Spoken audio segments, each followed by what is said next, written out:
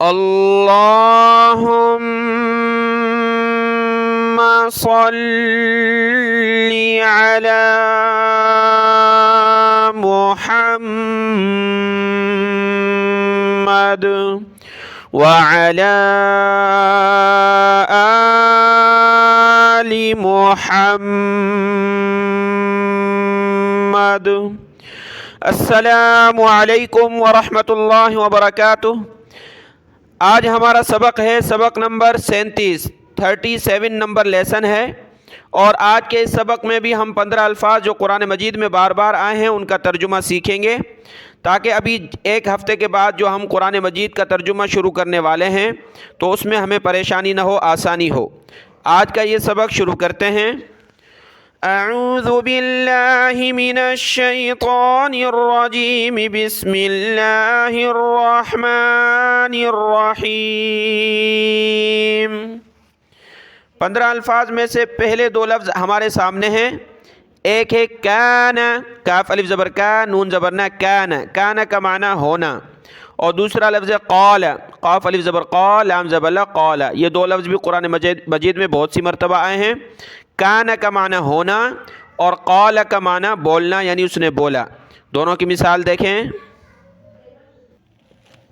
سورۃ الفتح کی آیت نمبر 21 ہے، یہاں دیکھیں، وَكَانَ اللَّهُ عَلَى كُلِّ شَيْءٍ قَدِيرًا، اور اللہ ہر چیز پر خوب قادر ہے۔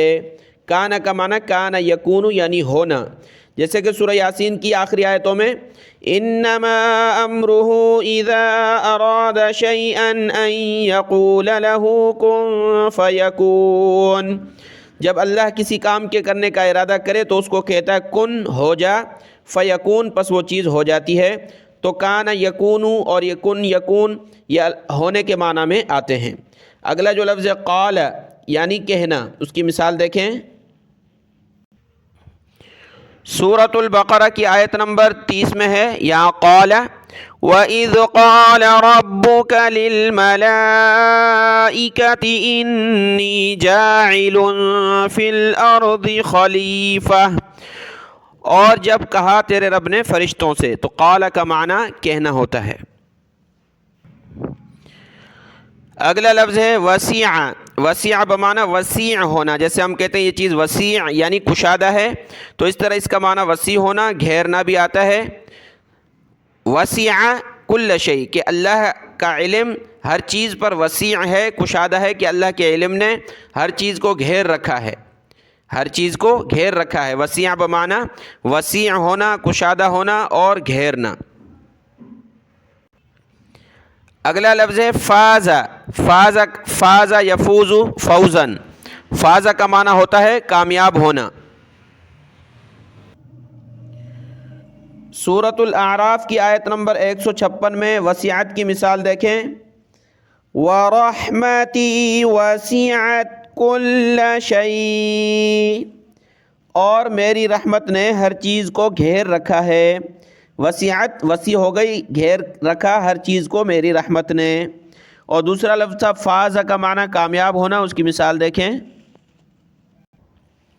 سورہ آل عمران کی آیت نمبر 185 میں یہ لفظ ہے فاز، فَمَن زُحْزِحَ عَنِ النَّارِ وَأُدْخِلَ الْجَنَّةَ فَقَدْ فَازَ، پس جس شخص کو آگ سے دور رکھا گیا یعنی جہنم سے اور داخل کیا گیا جنت میں، فقد فاز، پس یقیناً وہ کامیاب ہو گیا۔ فاز کا معنی کامیاب ہونا، جیسے کہ ہم پڑھتے ہیں وَذَلِكَ الْفَوْزُ الْعَظِيمُ، اور یہ بڑی کامیابی ہے۔ فاز اور فوزو بمعنی کامیاب ہونا۔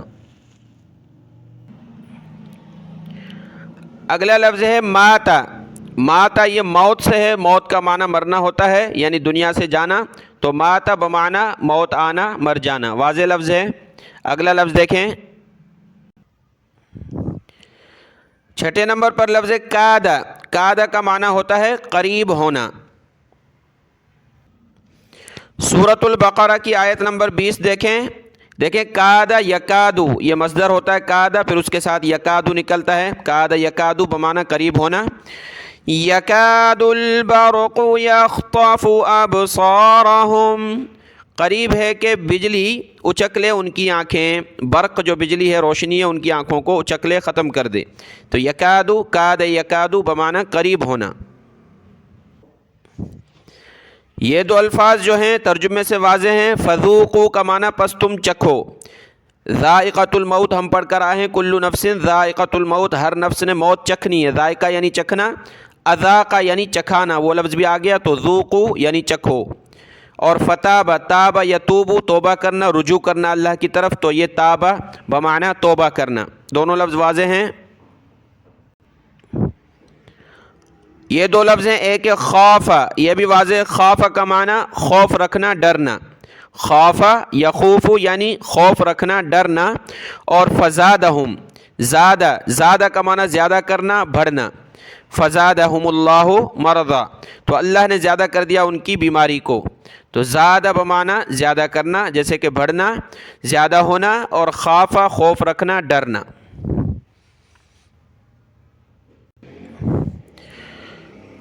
گیارہویں نمبر پر جو لفظ ہے وہ ہے علم۔